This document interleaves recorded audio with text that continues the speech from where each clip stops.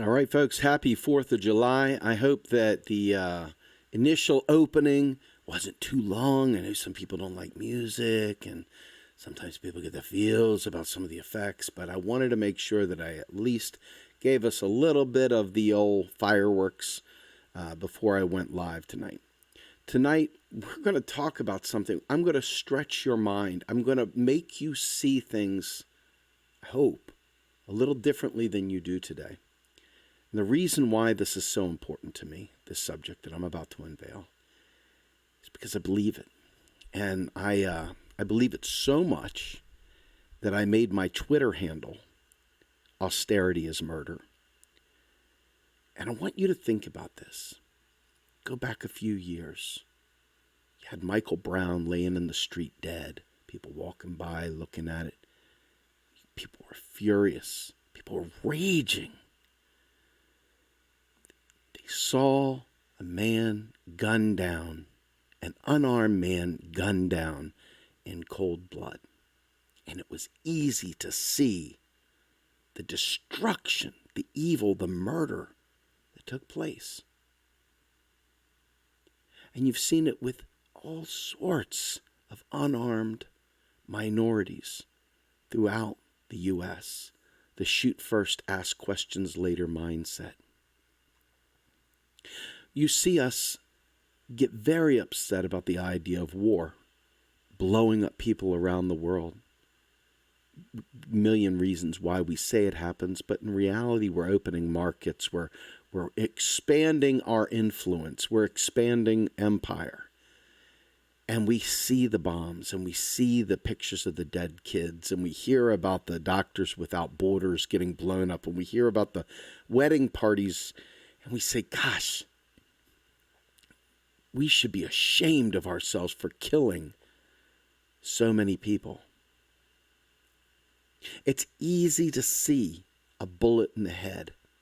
It's easy to see someone getting decapitated and saying, that is horrible. Oh my God. The screams of people dying, you can feel it.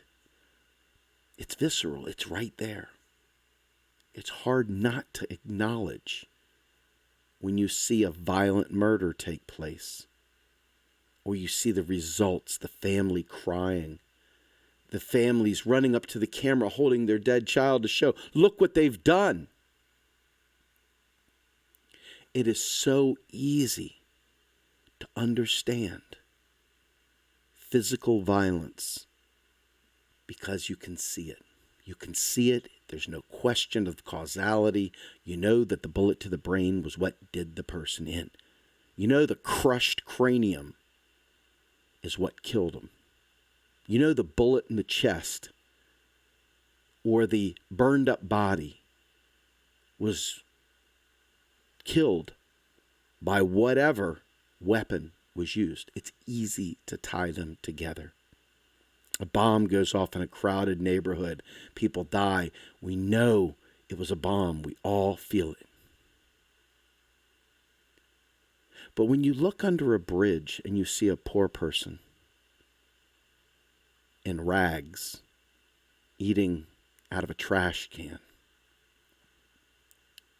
and they die from some disease they picked up from eating out of a trash can, or from not being able to get health care, or because they feel hopeless and they hang themselves, or because they have heart attacks because they couldn't afford to get preventative health care. Why do we see that as different than a bullet to the brain? I'm going to make you see it as one and the same tonight. That's my goal. My goal is to create a group of people, a movement of people that pay attention to the deaths that are occurring. When you see someone shoot somebody, you don't run up to them and try and speak to them in a kind fashion. You don't run up to them and embrace them as brother and sister and say, hey, let's just agree to disagree. You don't sit there and say, you know, we all have different ideologies, don't we? gosh, you see it a little differently than I do. I can certainly see your point. Shooting them was probably whatever. But, I see it a little differently. You don't do that. Why don't you do that? Why aren't you going out for a beer after the murder? Why aren't you playing cards with them or Monopoly or, a video game, playing some Madden with the murderer after it happens? Why isn't that happening? I want you to think about this. The reason you don't do it is because you're furious. You're outraged that someone killed somebody. You're outraged. What about the hit and run, the drunk driver that runs over your child? Do you embrace them? Maybe there's some people out there that have that instant love of God and they go up and they give him a big old bear hug and say, I will forgive you. It's up to you to make peace with the Lord. That's fine. I'm not here to judge. I get it. Forgiveness is king. But when someone is continuing to kill, we're not talking about, hey, wow, I see the error of my ways. You got me. Oh my God. How can I make restitution? Now, these people are saying we got to reduce the deficit. We got to reduce the debt. We got to cut spending, runaway spending. Oh, you just want free stuff.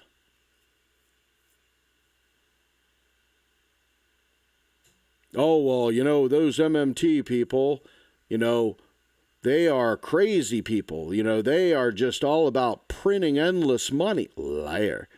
Or whatever. This right here is the same thing as you sitting there at a local restaurant and some dude walking up, breaking out a 9mm and busting a cap in your forehead. It's the exact same thing because at the end of the day, people die. The only difference is it's cowardly because you don't know. You didn't get to look the person in the eye as you shot. It's almost like a drive-by. The only difference is that it's like at about 10,000 feet drive-by as you drop napalm down on the pour. It's absolutely no different. I struggle every day trying to make people understand how important the subject of economics is. It's a subject that is very boring on its own. You're just talking about numbers and big words and all kinds of praxis this and, big lofty words and trajectories and slopes and curves and all kinds of formulas. And it just, oh my goodness, man, give me some, stuff to make my eyes stay open. Give me some toothpicks. I'm falling asleep, right? Well, economics is about the efficient provisioning of the economy. It's about moving goods and services throughout to where they need to be. It's not really about the paper. The paper is kind of like a credit token to be exchanged for goods and services. It's really the goods and services that we need. It's the pieces of paper are more like just access to goods and services. Access to certain volumes or sizes or quantities or whatever. But it's the goods and services. It's actual healthcare.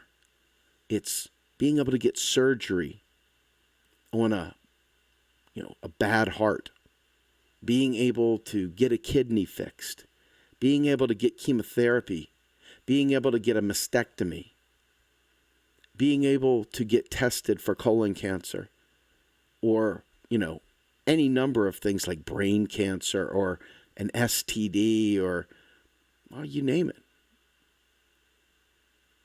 Being able to make sure that your child is fed and taken care of and clothed and housed, given shelter. All these things come from economics. Student debt relief is economics. Students carrying the weight of a household mortgage on their backs before they get laid for the first time. Maybe right around the same time, maybe years after. Bottom line is they're carrying out $100,000 of student debt. just to get an entry-level job these days. $100,000. $50,000, $60,000, $70,000. All this completely preventable. And they walk out and they realize they can't get a job because the economy isn't built for regular people. It's built for the few, not the many. And these young kids turn to drugs and alcohol because they're hopeless. They see no future. They hang themselves. They kill themselves. They take pills. They die. People that are nearing retirement realize that they didn't save enough to survive. They're too much pain to go on. And they make the very, very difficult decision of taking their own life because the economy didn't work for them. People with special needs kids, and they watch their children shrivel up and get completely decimated by a lack of services. Folks, there are so many deaths, destroyed lives, decimated environmental scenarios, war, xenophobia. I'm telling you right now, pulling a gun is just easy to understand because you see the gun, you see the finger, you see the trigger, and you see the shot, and you see the result, the person laying there. 1-to-1, you can see it. It's easy. But when you have a faceless murderer to an anonymous victim, and you could just go, we all have different beliefs. Don't hate me for my beliefs. All beliefs are equal. Well, we don't see eye to eye on this, do we? Well, they should have made better choices. Dead is dead. And you can spin it however you like.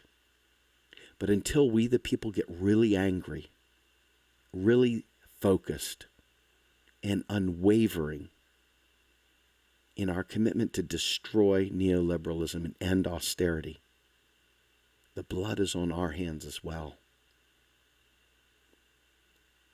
This 4th of July, you remember, the reason why we celebrate the 4th of July is because we had a revolution. We fought back. We fought for our independence, so to speak. I'm not going to get into the whole history of the 4th of July because that's not what this is about. But murder is a part of this nation's history for as long as it's been around. War for territory, war for resources, always economic warfare. Resources equal economics. Production equals economics. Employment equals economics. The last time we had a major recession, and we're still in one, quite frankly, going back to Bush through Obama, millions of people lost their jobs. Many died from that. There were suicides. It was unbelievable. Our returning veterans come home from wars they didn't want to be in to begin with. Wars that were not for freedom or for defending our freedoms, but for oligarchy, for markets, for corporations, to create investment opportunities. These people come back home, destroyed, a shell of a human being. They find that there's nothing like the military around for them. They have no understanding of what life is like in a non-military world. They find a lack of belonging. And many with severe PTSD kill themselves. The suicide rate of returning veterans is out of this world. 100% austerity-driven suicides. When you have the ability to provide for the people and you instead choose to make them wage slaves that chase down survival's most basic needs, you have created the gladiator ring. You have created a Hunger Games of sorts. And you know, just by the numbers, just by circumstance, that if you make things scarce, there aren't going to be enough chairs for people. Somebody's going to get out. And when they are the one, they die. That is murder. That is not an accident. Planning for unemployment to stave off non-existent inflation is murder. Look at the statistics of how many people die from unemployment, from hopelessness, from a lack of health care, from too much debt. Watch how many families break up as a result of financial woes brought on by austerity. You know, when there's no inflation in the economy and wages stagnate, you create a debt deflation where people literally cannot escape their debt. Their debt is perpetual. There's no escaping those student loans. There's no escaping anything. There is no get out of jail. You are a serf, a servant, a frigging slave.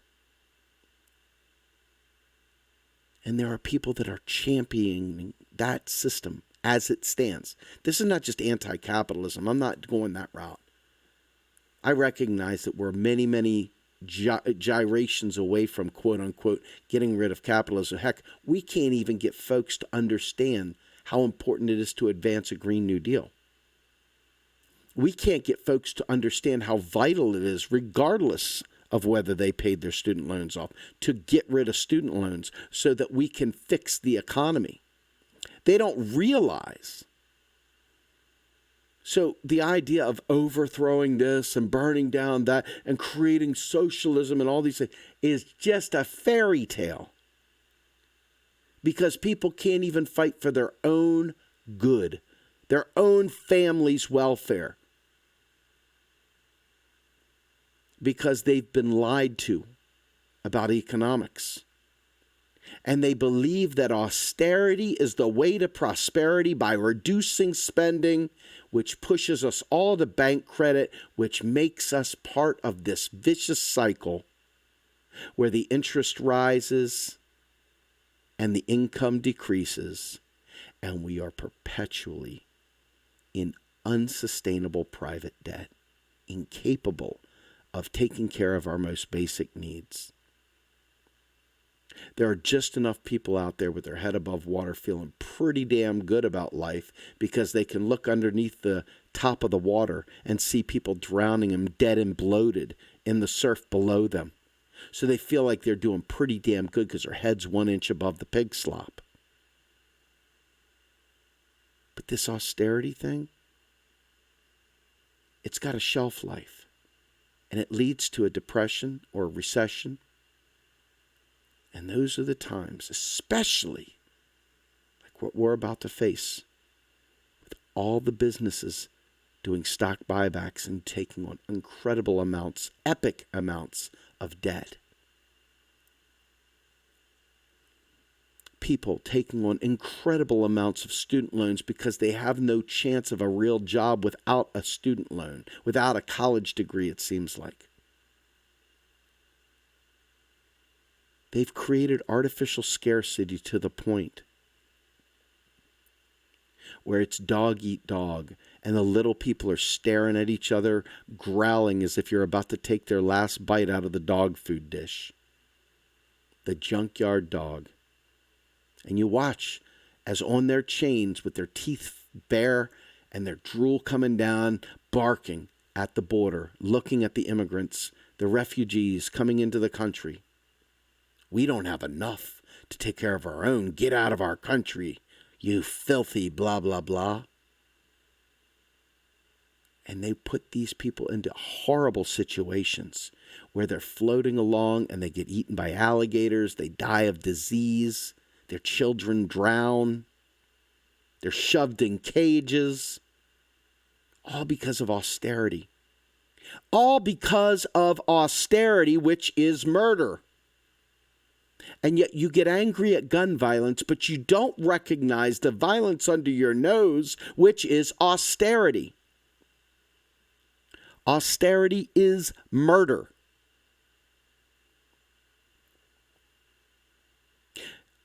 I wonder how many people just keep on going with their life because they can't bear the thought of realizing what exactly it is that is killing more people than the wars we start. The financial poison that we consume on a daily basis with stress and fear of losing our employment, with the austerity-driven work week that deprives contractors of paid time leave, family time, time to go to the doctor, the exorbitant prices of child care, which make it cheaper to stay unemployed than get a job. Our priorities are screwed. And there are people out there, economists, politicians, think tanks, alternative media, who don't and won't address this most important thing. It's good to have optimism because optimism keeps your heart clean and happy. It keeps your brain. You want to feel good because too much stress can kill you too. And neoliberalism creates mental illness. This austerity-driven economic system creates isolation and mental illness. It feeds off of your needs and gives to someone else's wants. We're not talking about socialism for the poor. We're talking about a gateway for the rich to gouge our life force from us for profit. And that's why they don't spend on us. Because they have to create markets so that capitalists can capitalize on our misery.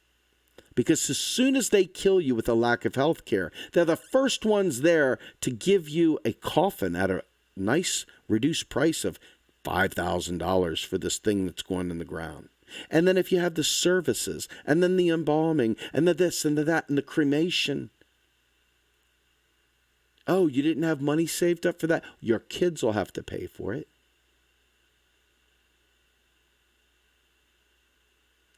Folks, we don't live in a just society. And until we wake up, the murders from economic terrorism will pile up. And they won't be classified as murder. They'll be classified as, oh, you had a common cold. Or you had pneumonia. Or you had cancer. Oh, that's such a shame. We'll miss so-and-so. We'll miss her. She was such a sweet lady. Always served her community. What a shame. She was just gone way too soon. And we'll just consider it just, hey, people die. Life is short. People die. But their death, their untimely death, was wrought and brought on by austerity.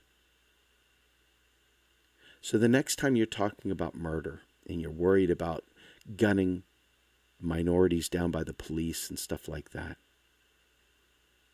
remember, there are many more minorities getting eaten alive by austerity, eaten alive by this fake notion of scarcity that we don't have the money to take care of the people.